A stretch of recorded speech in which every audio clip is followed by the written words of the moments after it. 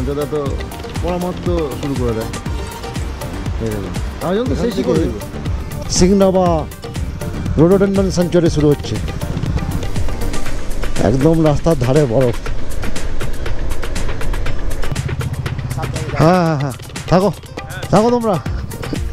আর ওই যে দূরে দেখা যাচ্ছে, ওইখান থেকে কিন্তু আমরা আসছি। ঠান্ডা কিন্তু খুব লাগছে, চারিদিকে এত বরফ, হাওয়াও চলছে। আমার সামনে দেখো, এটা কি? ও ওইখানে একটা পাথর দেখো, বরফ ড্যামে মেরেছে পিলারটাতে, ভিতরে ঢুকে গেছে।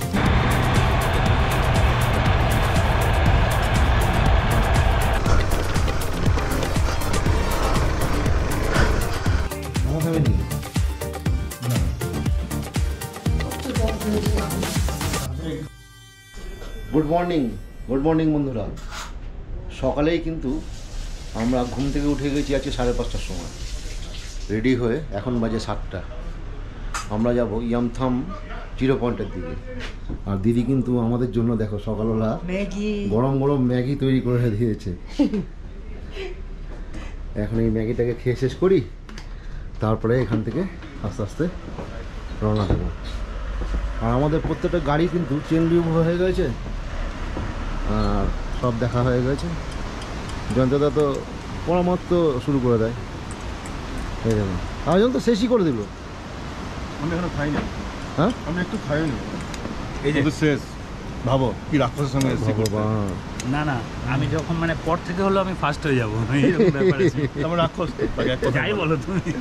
তাহলে ভাবো তাহলে কেমন এরা খাদু। আমি হাইস্ট নাম্বার পেয়েছি। তো এখন এই ম্যাগিটাকে খেয়ে শেষ করি, তারপরে এখান থেকে রওনা দেব। সকালে ঘুম থেকে উঠে যখন ঘরের জানলাটা খুললাম, ঠিক তখনই সামনে কিন্তু ওই পাহাড়টা চোখে পড়লো। আর পাহাড়টার উপরে কিন্তু বরফ জমে আছে, দেখে মনটা একদম অন্যরকম হয়ে গেল।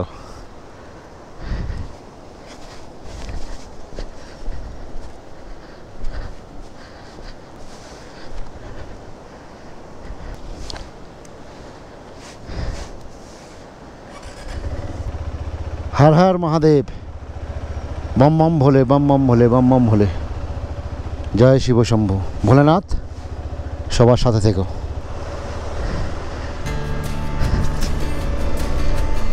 তৃতীয় দিনের রাইডটা কিন্তু শুরু করে দিলাম। আমরা এবার ইয়ামথামের দিকে চলে যাব। আর এই রাস্তাটা কিন্তু গেছে ইয়ামথামের দিকে, ইয়ামথাম জিরো পয়েন্ট।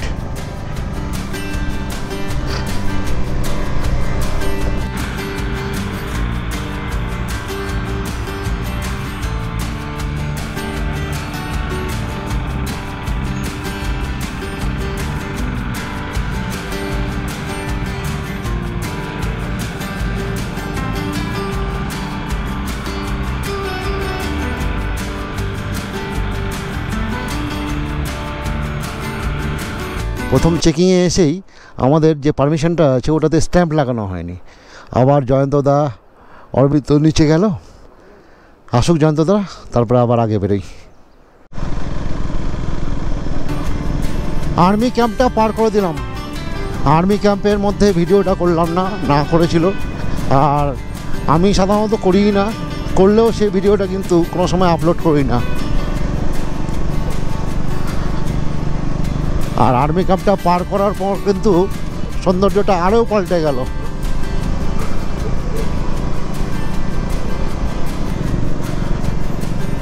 এই যে রোডোডেন্ড্রন ফুল দেখছো কত সুন্দর ফুটে আছে লাল হয়ে।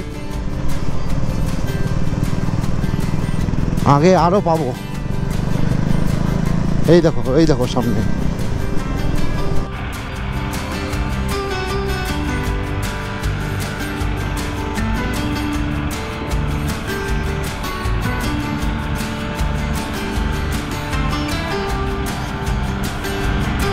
এখান থেকে সিংড়া বা রোডোডেন্ড্রন সেঞ্চুরি শুরু হচ্ছে।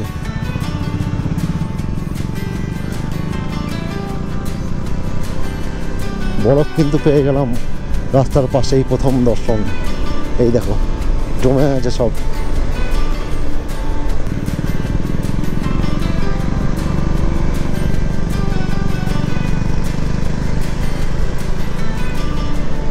জয়ন্তদা কিন্তু একেবারে প্রো।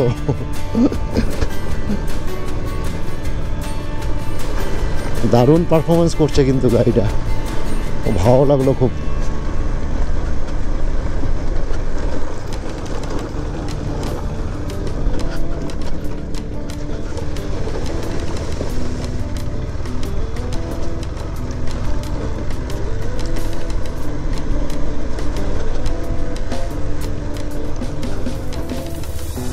কি হলো?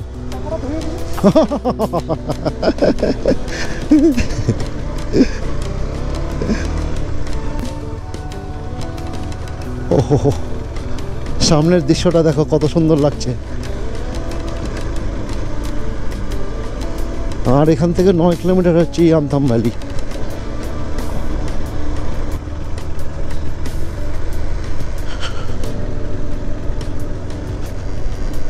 একদম রাস্তার ধারে বরফ। বাড়ি থেকে খুব বেশি হলে 450 কিলোমিটারের মধ্যে কিন্তু বরফের দর্শন পেয়ে গেলাম আমার বাড়ি মালদা থেকে। বন্ধুরা, তোমরা সবাই হয়তো জানোই এটা, যে ইয়ামথামকে ভ্যালি অফ ফ্লাওয়ার্স বলা হয় সিকিমের। আর আমি আজকে তো রোডোডান্ডন একদম দেখতেই পাচ্ছি না, নিচে কিছু দেখেছিলাম ফুটেছিল, এদিকে কিন্তু একেবারে নেই বললেই চলে। গাছগুলো আছে এখনো কুড়ি হয়ে আছে, ফুলগুলো কিন্তু ফোটেনি। এখানে নন্দীকে দাঁড় করাই আগে, তারপর সবাইকে আসতে দিই।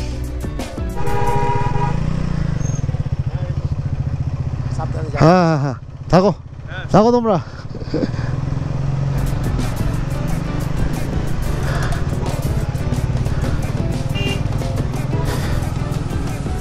ইয়ামথামে ঢোকার পর এইখানে সে কিন্তু এই গামবুটগুলো নিয়ে নিতে পারো যাদের ঠান্ডা বেশি লাগে।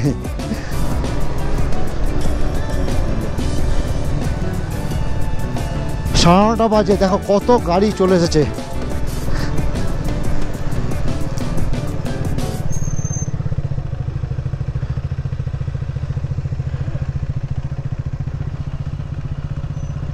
এখান থেকে ভিউটা দেখো কত সুন্দর, কত ভালো লাগছে।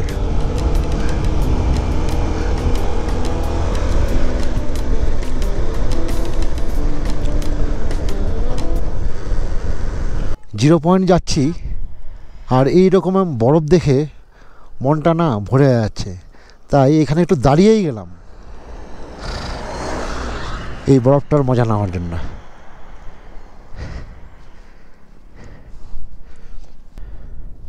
আর ওই যে দূরে দেখা যাচ্ছে ওইখান থেকে কিন্তু আমরা আসছি, ওটাই হচ্ছে ইয়ামথাম ভ্যালি। আমি অনেকটা আগে চলে এসেছি, এই যে সুশান্ত আসছে, তারপরে কমল ভাই, ওই যে জয়ন্তদা নিচে, আর জন্য তো পাত্তাই নেই। ঠিক আছে, ওরা আসুক, তারপরে আবার এখান থেকে আবার এই রাস্তা ধরে ওই যে যেতে হবে। আর 15-20 দিন আগে এলে তো এই রাস্তার উপরেও ব্ল্যাক আইস বা বরফ পেতাম, এখন রাস্তাটা পুরো পরিষ্কার হয়ে গেছে। চারিধারে শুধু বরফ আর বরফ।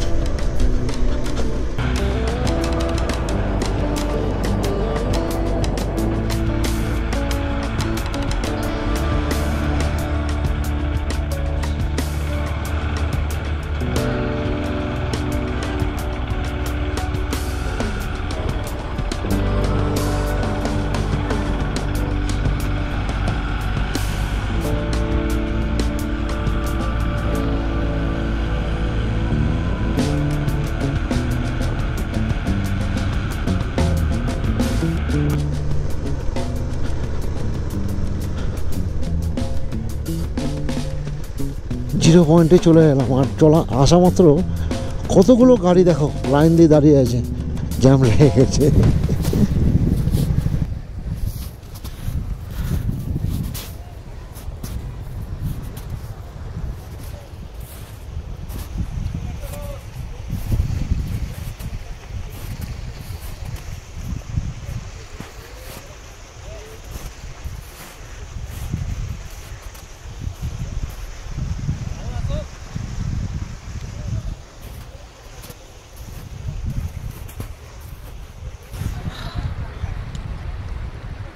ঠান্ডা কিন্তু খুব লাগছে, চারিদিকে এত বরফ, হাওয়াও চলছে সাথে। দৃশ্যটা দেখো কত সুন্দর লাগছে।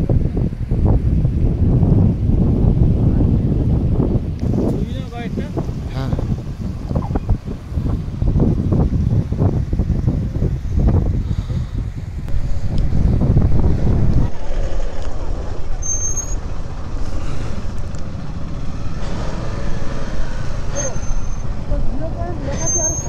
হ্যাঁ ঠিক, এখান থেকে ঘুরে যাও।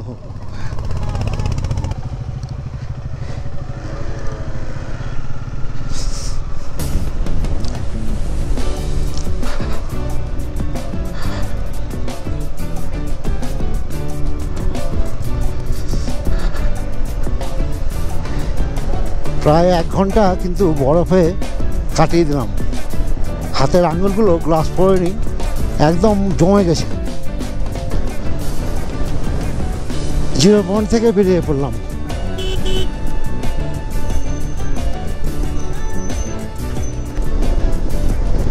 ও ছেড়ে যেতে ইচ্ছা করছে না, কিন্তু কিছু করণীয় নেই, কারণ এখানে থাকলে আমরাও কিন্তু বরফ হয়ে যাব।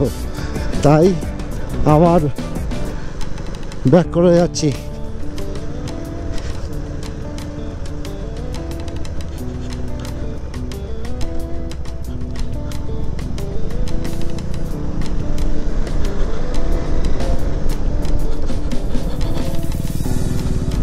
দেখো কি সুন্দর লাগছে, খাটার খাটার ব্রিজ। আর ওই যে হচ্ছে ইয়ামথাম ভ্যালি।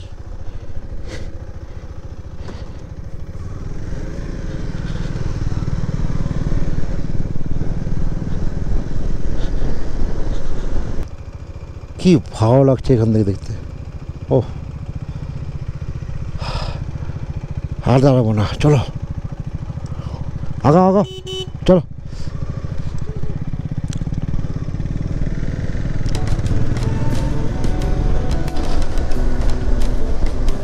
আবার ইয়ামথাম ভ্যালি চলে এলাম। আর এখান থেকে লাচুং হচ্ছে 23 কিলোমিটার, গ্যাংটক 140 কিলোমিটার।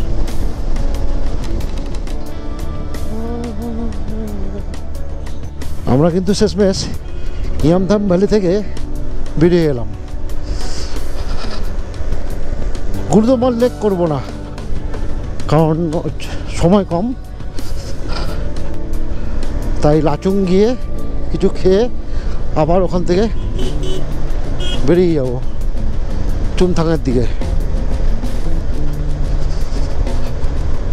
চলো আগাতে থাকি।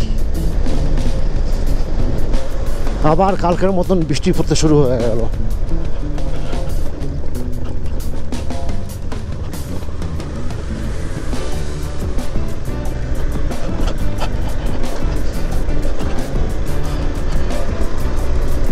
লাচুং 21 কিলোমিটার এখান থেকে। আর আমার সামনে দেখো এটা কি, ও কোত্থেকে আসছে উপর থেকে, বাপরে বাপ।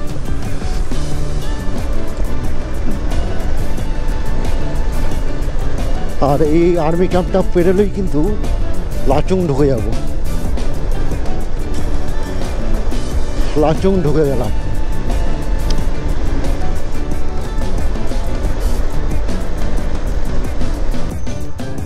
চলো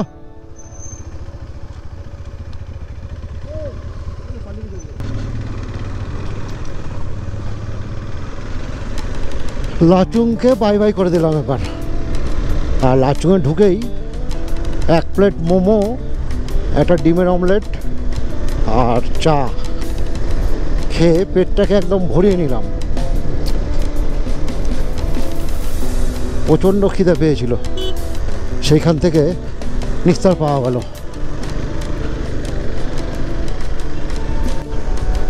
লাচুং থেকে ফাইনালি একেবারে বেরিয়ে গেলাম। লাচুংয়ের গেট পার করে দিলাম। আর চুমথাং এখান থেকে আর 16 কিলোমিটার দূর।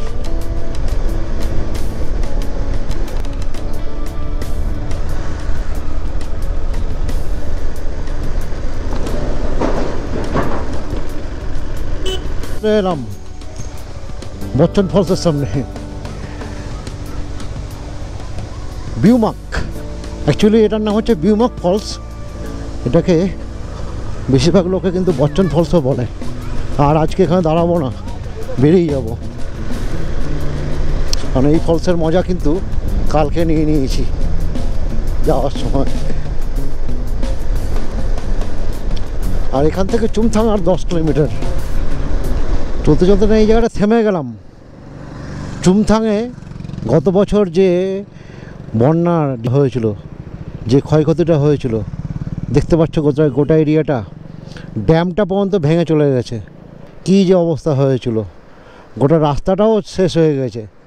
যাই হোক, চলো আবার বেরোই সামনে, তারপরে তোমাদের আরও দেখাই।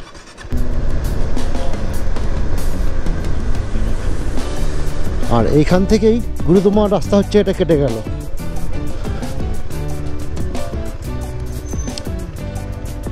দাঁড়াই, ওদের আসতে দাও নাকি। আবার না, চুমথাং ড্যামটা ওখান থেকে দেখানোর পর কাছে এসে থেমে গেলাম।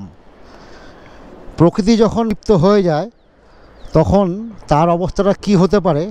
ওইখানে একটা পাথর দেখো বড়, ড্যামে মেরেছে পিলারটাতে, ভিতরে ঢুকে গেছে পিলারটাকে নিয়ে। ওহ, কি ভয়ঙ্কর অবস্থা তখন হয়েছিল। সম্পূর্ণ ড্যামটাকে কিন্তু উড়িয়ে নিয়ে চলে গেছে জলের তোড়ে। আমরা চুমথাং পার করে চলে এসেছি। এখন কিন্তু সামনে সেই রাস্তাটা পড়বে, আমরা মাঙ্গান যাব যখন।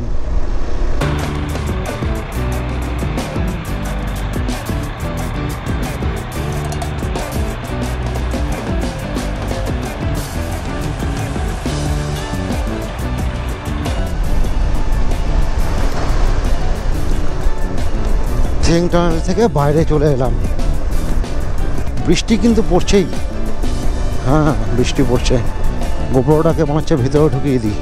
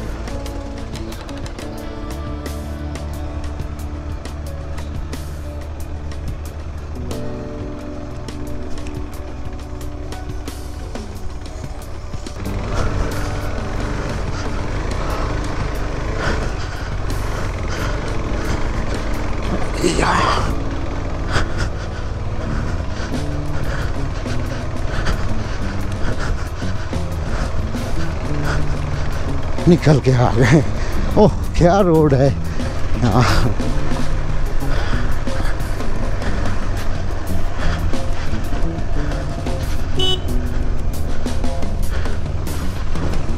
চলে এলাম বিশাল একটা টাফ জায়গা পার করে। কালকে এই জায়গাটা নেমেছিলাম আমরা। কমলকে ফাঁকা থাকতে উঠিয়ে দিতে পেরেছি, এটাই অনেক।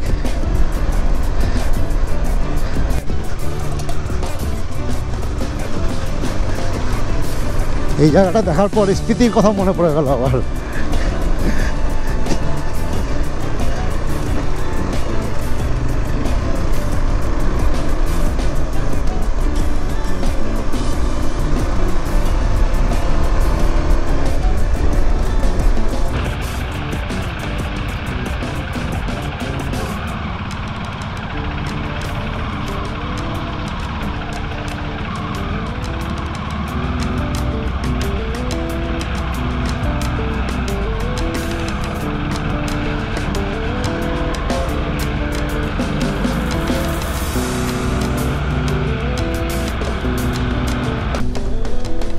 ছটা বাজতে আর 10 মিনিট বাকি। এখনো কিন্তু মাঙ্গান ঢুকতে পারেনি।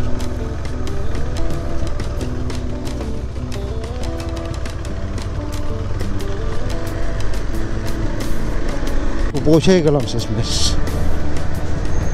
আর এখন বাজে 6টা 5।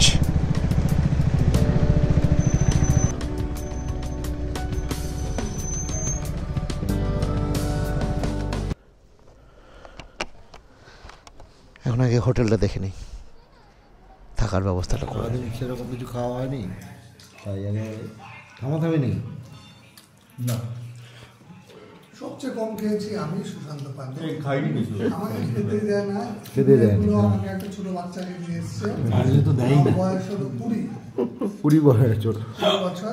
সবচেয়ে বেশি খেয়েছি আমাকে এরা খেতেই দেয় না। সবচেয়ে বেশি খেয়েছি নিনি চিকেনের পর শেষ করে দিই, চিকেনের হাড়ি হাড়ি শেষ। বছরের ওই যুবকটি এদিকে। তো আমি কিন্তু বলছে সবগুলো উনি খাবেন। খাওয়াটা এখন শেষ করে ফেলি, না হলে এদের সঙ্গে আজকে বকতে বকতে খাওয়াটাই হবে না। লাস্টে মনে হচ্ছিল হাতটা চিবিয়ে খাই, কেউ আমাকে সাপোর্ট করলো না একটু।